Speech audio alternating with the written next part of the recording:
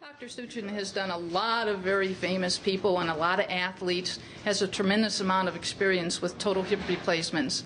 And I'd like him to talk to us just like we were a younger patient considering total hip replacement, and tell us what's changed, what's good, what type of device he uses, what type of surgical approach he uses. Thank you, Pat. It indeed is a very different world today than it was 10 years ago for sure, and even 5. When I see patients today, it's quite common for me to say, okay, you're a candidate for anything. How would you like this to be? As you might expect, there are people who know a tremendous amount, so I want that device that way. And others at the other extreme are like, okay, doc, whatever you want to do for me. And neither is really the best way to go about bringing this to pass for yourselves.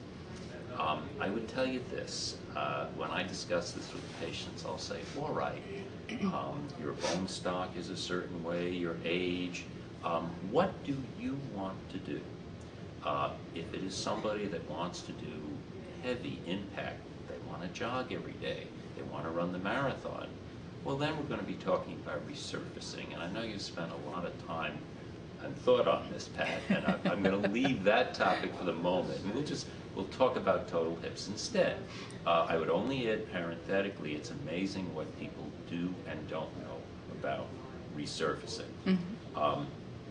It's interesting how many, however, even given a full discussion, will say, gee, I'm not sure that's for me, against that group that say that really is. But we're going to look at the group that said it's not for me, or for whatever medical reasons, they're not a candidate for it.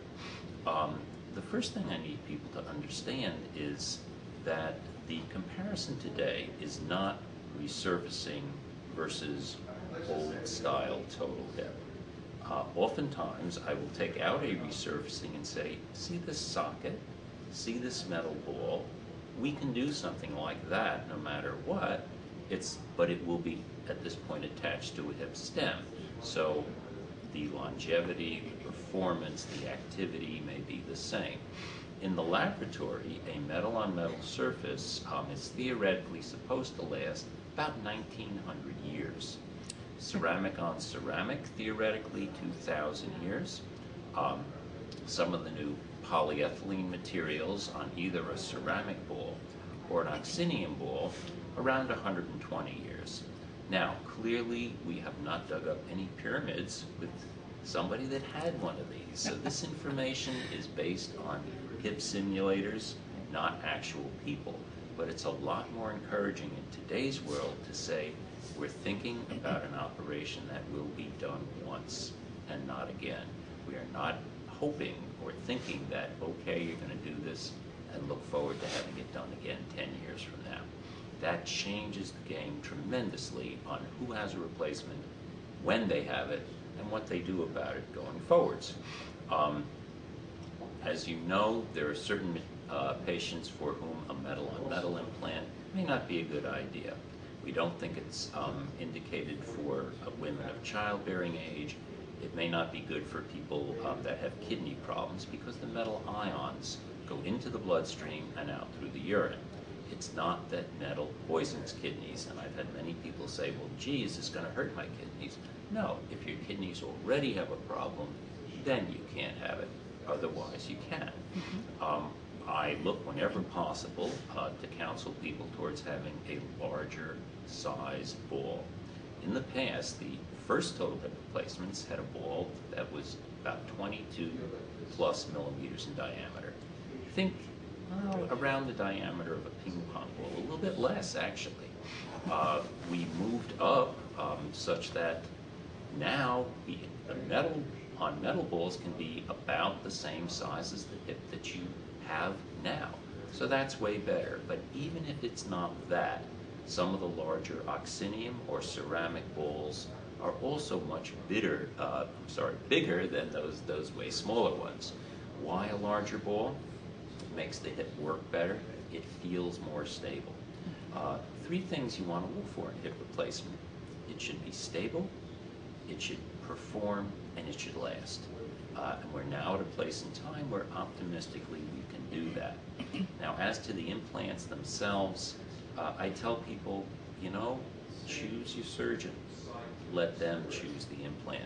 Not every patient can have the same product. There are a number of companies. Most make truly excellent products, and it's really a question of who's putting it in and how. If you have one particular kind of bone, if your bone is very tight and small and stiff, it may mean that you need a certain kind of hip, a certain shape. If your bone is very wide or soft, you may need another. And just because you want something, it doesn't mean that it's the one that you ought to have. Having said that, you really want to choose your surgeon well. The difference with this than some other things is my line with many people is, all right, you've come here for a consultation, but this is a blind date where we get married. Because we're going to talk today. If I'm your surgeon, I'm then going to know you forever. And it's more about what happens later.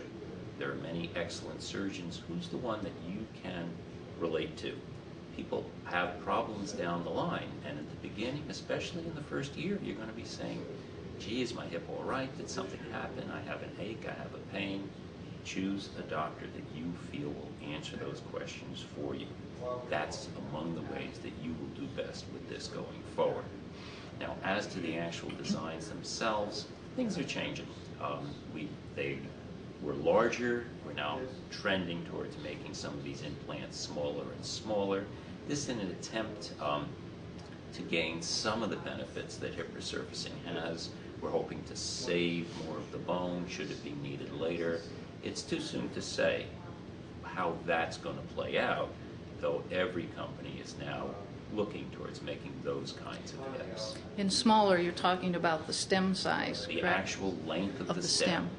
I just wanted to make sure people understood what you were talking about. Well, actually not just the length, but the width as well. Okay. There are many stems that are now much narrower. They used to be wider, and we now have ones that are very thin.